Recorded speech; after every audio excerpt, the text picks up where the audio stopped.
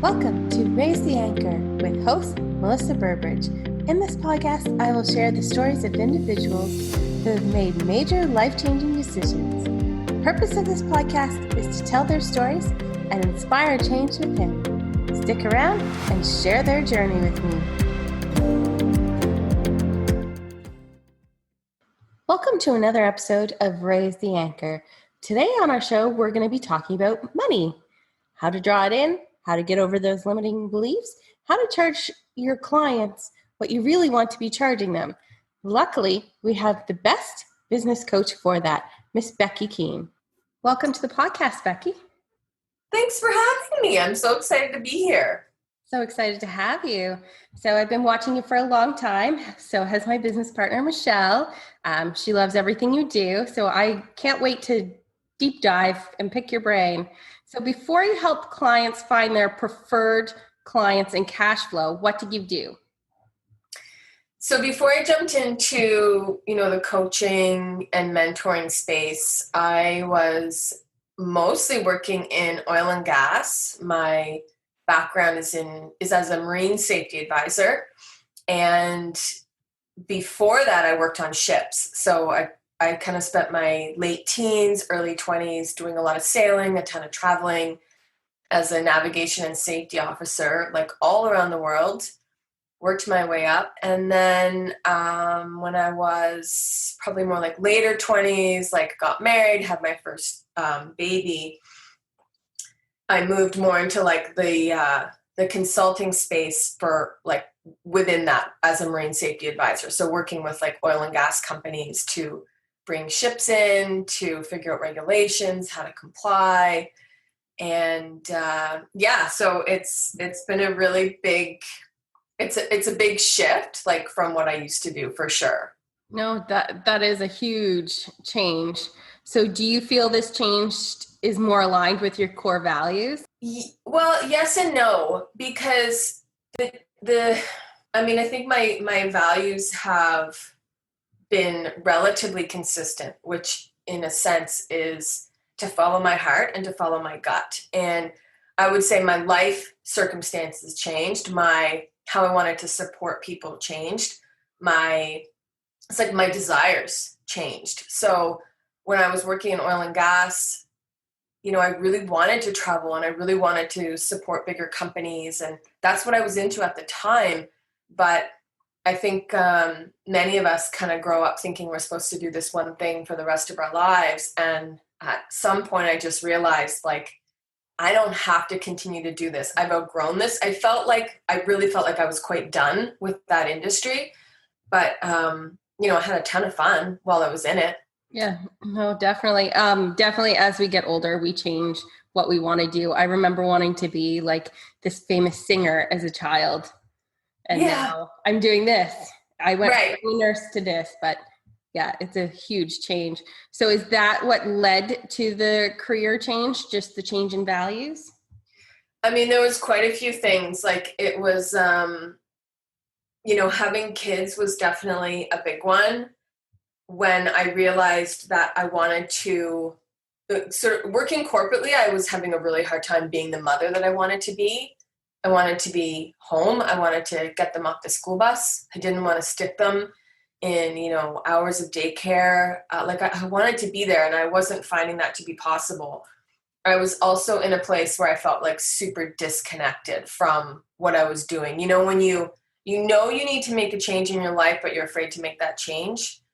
I probably stayed in that space, for more than a few years, kind of just trying to figure out, I didn't actually know what was next.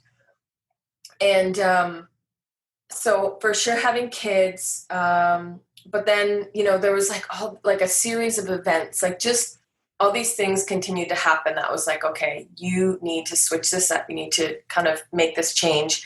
And I'd started playing and I started dabbling in the coaching space and the mentoring space. And then when my daughter was 7, she's 12 now, we were involved in a really close call car accident. And it was so clear to me. It's not like my life flashed before my eyes, but I went home that night just with the very distinct feeling like my life could have been like this could have been it. I could be dead today. My daughter could be dead. And there were fatalities like involved with that car accident, or a fatality and a family that was pretty badly injured. And it was like, that could have been me. What am I waiting for?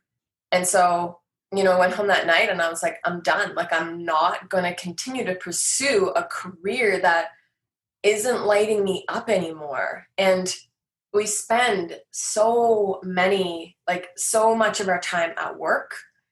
It was like an epiphany, a download, like one of those life-changing moments where you're like, that's it. Like, I'm not going back. I'm not going to go back to something I don't love. I'm going to pursue something that is deeply connected to who I am and how I want to show up and support people in this world.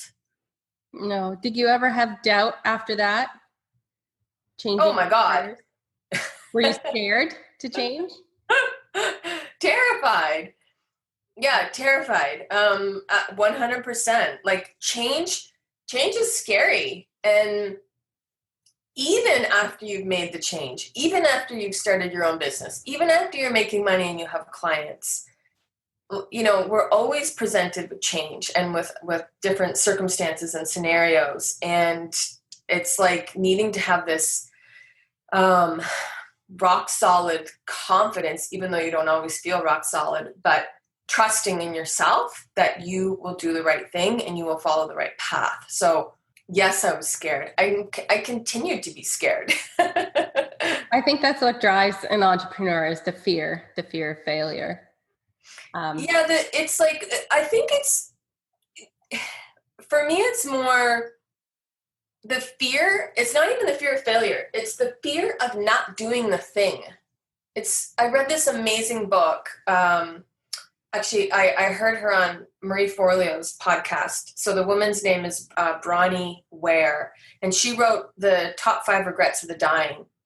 And she talks about how when people are on their deathbed, they don't look back and think, I wish I'd made more money. I wish I'd been more stressed out. They look back and they say, I wish I'd spent more time with my family. I wish I'd kept in touch with that high school friend. I wish I hadn't worked so much. So for me, it's that I will get to the end, or the end will like happen more quickly than I want it to. And I won't have lived to the fullest. I won't have continued to thrive and accelerate. And that doesn't even mean make more money or have a bigger business. It means that I won't have stayed connected to who I am and how I want to show up in the world. No, that's beautiful. I know you touched on why you started the coaching, but you inspire all of us with your spirituality and coaching. What motivated you to keep down that, with this spirituality? I know I'm the least woo-woo person. Okay. Because I was a nurse, I think that hardened me. I'm starting to get more into the woo-woo, the value in it. But you help with that. You help others get that woo-woo that they need. It's something we need. So what inspired you to do that? Well, I think it was quite a few things, really. But working in a male-dominated industry where and we all have feminine and masculine energy. So it was being I feel like my feminine, creative, more spiritual side was legit, unintentionally, nobody's fault, shut down. Well, I guess if we want to blame someone, we can blame the patriarch, right? It's culturally ingrained in us to do more and to be all these things. And especially as women, we can be super connected to our spirituality, to, I call it the God force. And that doesn't mean you have to believe in God. It means that you believe in a universal energy, you believe in a higher power, you believe in something, it's the goodness of the world, I guess. And I know I'm going off topic. You asked, what did you ask? What inspired me? Oh, yeah. So I had gone down my own, when I started wanting to get out of corporate and wanting to get out of my, job, it was like I needed to get reconnected to myself. And how do you reconnect to yourself? So I went down this very spiritual path. I went like total woo, right? Like cards and energy and all this stuff. And I went to retreats all around the world exploring chakras. I didn't even know what a chakra was. And, but through that, I felt this connection. And I felt A, a connection to myself, and B, a connection to source, to something bigger than me. And as I grew my business, what I realized was, we can quickly recreate. We're habitual creatures. We will recreate that which we've created before. So I could have recreated a very, non-spiritual, only strategic business, but I would have been missing this incredible part that we all have access to. It's free, it feels good, and it actually helps us be more abundant in our business, so like financial, but also more abundant like our inner landscape, how we feel inside. So that's it. That's what motivates me to like keep those two things together. Like my mastermind is called the Spiritual Meets Strategic Mastermind, because I really believe you need to have both. No, I couldn't agree more. I actually find more of a release now that I've started to get into the woo side of things. I think it's just kind of opened up my heart again, because nursing kind of killed my heart. All the trauma that had to deal with nursing kind of killed my heart. I became this kind of cold non-mom. Right. And now the woo. So I love watching you and Erin and your woo. Keep it coming. Yeah. And the thing is, like, there's such a misunderstanding that being soft is bad, or being connected, or being nurturing, or being like, those things are not bad. They actually make us whole. And I think if you talk to any, like just exactly what you said, you were a nurse and you were just like accessing that one kind of place, and then you felt this missing link. Yeah, definitely. So we've already touched that you're a busy mom with kids, your business, and your life. How do you juggle all of that and be this dominating boss babe? Well, I have support, that's for sure. I have support, both at home and in my business. So if you want to grow a multiple six-figure business, I don't know too many people who have done that by themselves. I think if you talk to any like 7-figure entrepreneur, they will tell you about the support that they have, even if it's a small support team. So my deep belief is that you get to have both. So it's not, I want to have a business. I want to have a thriving business, but I can't because I have toddlers. And it's not, I want to be an amazing mom, but I can't because I have this business. It's, I want to be an amazing mom, and I want to have this super profitable, growing business. So sometimes we think we can only have this one thing, but what that is showing us is that we have multiple values. So my multiple values would be that I want to be, inside of this business. I also want to be here for my kids. So when I look at it that way, then I can figure out, what support do I need? Do I need someone to help me clean my house? Do I need my husband to pitch in with meals? Do I need to outsource something at home? Same question for my business. Do I need someone who does my contracts and invoices, or my social media, or, setting up my systems, helping me with a launch? Like, if you want those things, you can't do it all. So you have to figure out what your zone of genius is, where your brilliance is.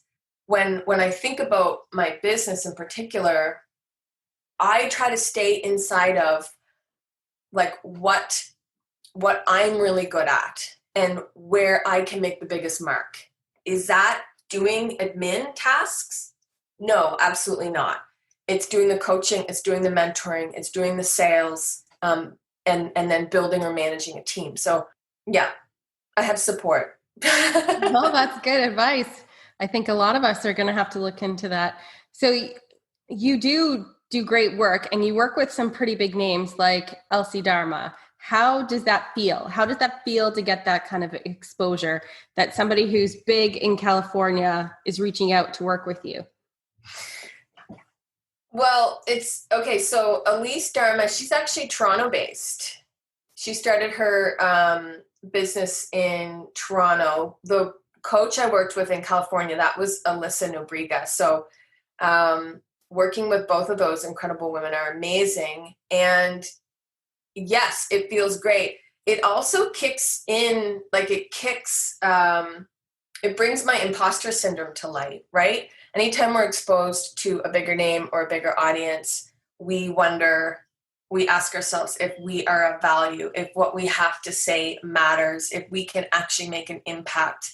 So yeah, it's been an amazing experience, and I will continue, I'm sure, to have those experiences. But it also brings to light like what I need to heal within myself in order to continue to show up, because this is a journey. Like your business, especially if you're wanting to grow it, it's such a journey, and you're going to come up against these limiting beliefs, against blocks. And these are the things that like potentially can hold you back. So you can listen to the voice that says you're not good enough. Who are you to like teach inside of whoever's program, Elise Dharma's program? Who are you to do that? And you can confront that and deal with that and then move through it. Or you can listen to that negative voice and shut down and retreat and get smaller. So one of my mentors actually says something like your blocks are your doorways. So when you have this limiting belief show up, that you know how to get to your next level. It's by moving through that place. So that kind of eats into my next question. What advice can you give those wanting to start their entrepreneur journey? So at the very beginning, Mm-hmm. Oh my gosh. The very scary beginning. The very scary beginning is really about just getting started and focusing in on the quickest way that you can start your business and you can start interacting with clients. And I think what I see a lot of people do is they think, I need a logo, I need a website, I need business cards, what you need to start a business is one single client. You need an offer, the thing you're going to sell.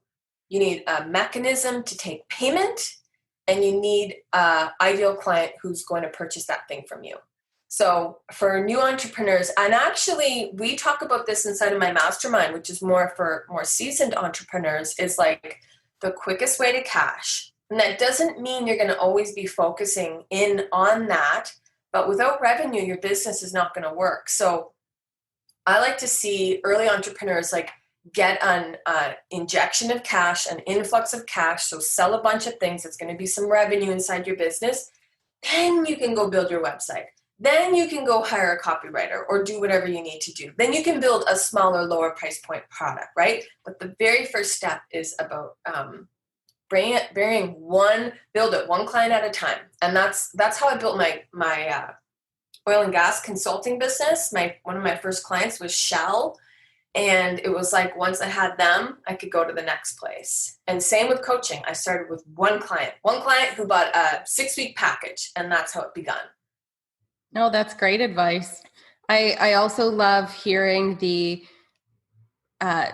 done is better than perfect, because so many people think that they have to have it perfect when they're starting. Yeah. And the thing that's really interesting that we forget at that stage is that that it's going to change.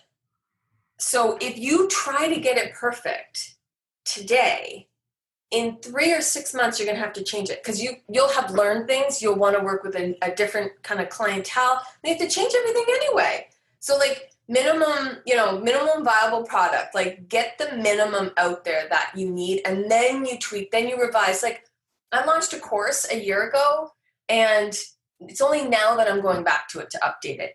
It wasn't perfect at the time. Like, yeah, you build, you improve. No, definitely. You definitely have to change your courses, because it's going to It's going to evolve as you evolve. Totally. That's my thought. Yeah. So how did you come up with woo meets wealth? And also, can you tell our audience what that is? Well, I think we kind of spoke to that earlier. Like the woo meets wealth is the idea that you need to have both. So you need to have like the strategic piece, the building the wealth, the building the revenue, the assets inside your business, but you also need to have some connection to yourself, to source, to the universe, to the divine, whatever you want to call it. You need to bring both of those things together, because when you do, like it feels more magical. Your business is more magical. And like, who doesn't want more magic in their lives? And it's also easier, right? Like when we trust and we believe, it becomes easier because we're not so stressed out and focused on the go, go, go, do. And we're not, I also find when you touch into that, when you get those no's, you're not as broken. Mm-hmm. Because if you're like a logical, strict person, I find as soon as you get that no, you're like, well, what did I just waste all my time on? Instead, with the woo, you're like, okay, how can I learn from this? What can I change the next time to do that? Yeah. I love the woo wealth. What is this teaching me, as opposed to like, how did I screw that up? Yeah, exactly. So I wanted to ask that question before I ask this one, because I'm really excited about this next question. How did you first come up with doing a retreat? It's funny. I saw this question in the list that you sent me ahead of time, and I was like, will I tell her the full answer? So I will. I'm going to tell you the full answer. When I was starting my coaching business, I did a few day-long retreats. So I just wanted to gather women. I wanted to get women together, get us in the same place, share conversation and experiences. So I had this, I think I had done like, I don't know, 4 single-day retreats. And I had the idea of doing like a full-on Friday to Sunday retreat, but I honestly couldn't wrap my head around the details. Like, where would I host it?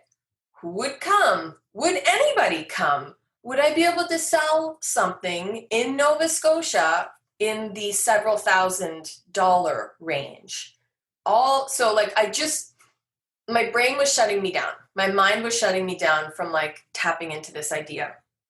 And there was this one, it was early morning, like 5 a.m. or something. And I woke up from this dream and I sat up in my bed, and I am not a religious person. I've never gone to church. Not never, but I don't go to church.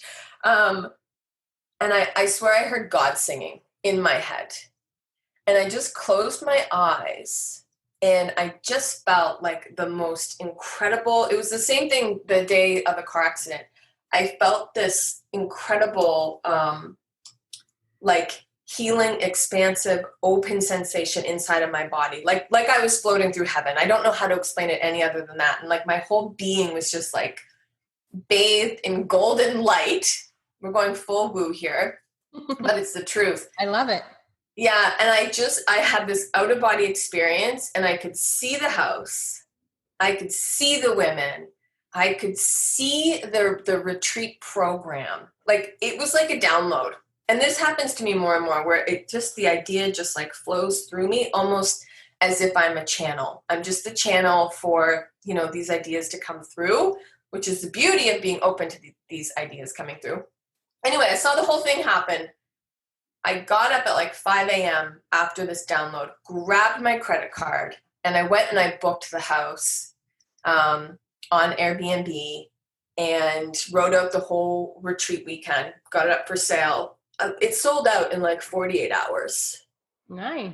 Yeah. So the idea just literally came. And what a lot of people will do is they'll have the idea, and then the brain kicks in and says all the things and all the stories. When we're tapped into the woo, into the spiritual, into our own kind of essence, we're able to go with it and follow it and trust in ourselves. No, you're meant to do it. That's why Yeah. I came to you. It's meant to be you. So what retreats do you have coming up? Ooh, so we have a retreat at the end of November. It's a 2-day retreat here in Nova Scotia called the Launch Activator Retreat. And this is for women, female entrepreneurs who have a business, who want to continue to grow their business. And, like when I say activate a launch, it's like you have something that you want to put out into the world and you want to create scalable income inside your business. So there's only 8-9 spots. That's half sold out at this point. So I'm not sure when this podcast is airing, but if someone wants to join, they can certainly email us. Yes, it sounds like a beautiful retreat. And I can't wait to actually go to that one. I can't wait to meet you in person. I know, it's so nice. So what keeps you going and positive, especially during this pandemic right now? Ugh. Everybody could be put down if you let that negative energy in. Yeah. Oh my gosh, it's been hard. Hey, I'm an inherently positive human. However, yeah, absolutely. The last 6 months has been super challenging. And, any of the challenging experiences that I've had, really the thing that allows me to come through it is that in the moment of feeling negative energy, I allow myself to feel that. So if I wake up and I'm in a crap mood, I don't feel good, instead of trying to just stuff it down, I feel it. I feel the negative energy in my body. I go to that place. Maybe it's a knot in my stomach. I go to that place. I give it some breath, some attention, and then it will move. It will shift. And then I do something like move my body, meditate, sit outside, watch sunrise, whatever it is to help the energy shift, but not until I've actually honored that negative energy. No, that's good. So what was the scariest moment for you as an entrepreneur? So since you've started this whole business, what has been the scariest moment? Well, I guess 2 things kind of come to mind. And one would be, anytime we have to invest in ourselves financially.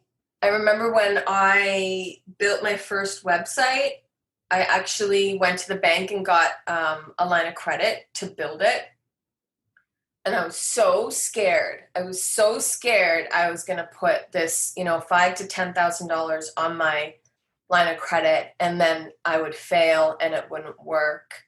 Well, what ended up happening is I landed a $10,000 client the same week that I went and got that line of credit. So I didn't actually have to use my line of credit.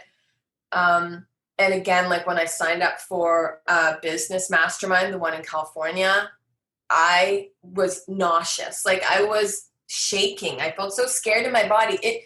We are not used to investing like this, especially women. So that's always really, really scary for me. A recent moment would be when COVID hit and I had to cancel all my in-person retreats, which represented several months of revenue.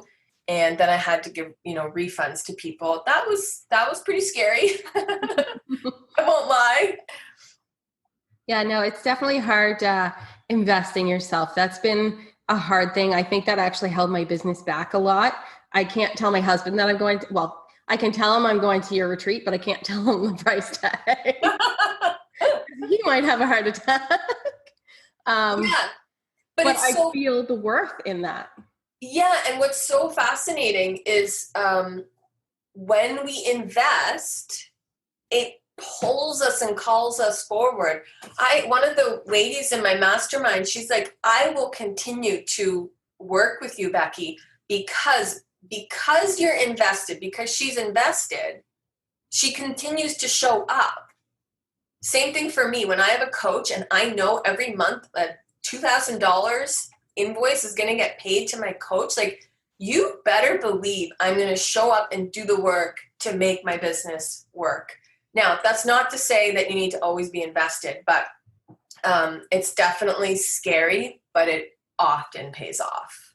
Yeah, no, I couldn't agree more. And sometimes there are those times you invest that it doesn't pay off, but you do have to invest in yourself. And I've learned that so much this year. Yeah.